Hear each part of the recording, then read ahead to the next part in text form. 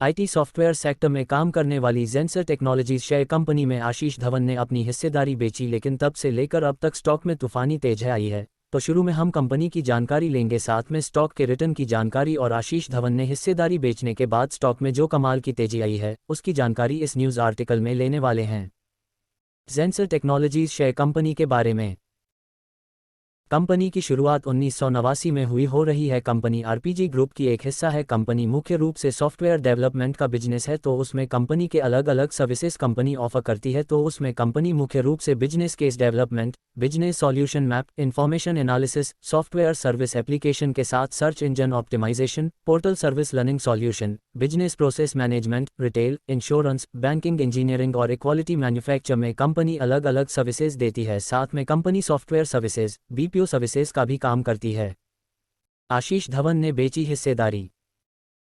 भारतीय share market के सुपरनिवेशक में शामिल आशीष धवन, उन्होंने इस कंपनी में जो हिस्सेदारी है वह 1.06% की सितंबर 2022 को खरीदी थी, जिसे मार्च 2023 में उन्होंने हिस्सेदारी पूरी तरह से बेच दी है। लेकिन वहां से जेंसर टेक्नोलॉजीज शेयर कंपनी ने जो रफ्तार पकड़ी है तो रुकने का नाम नहीं ले रही, क्योंकि कंपनी का स्टॉक वर्तमान में अब 600 रुपये के आसपास ट्रेड कर रहा है।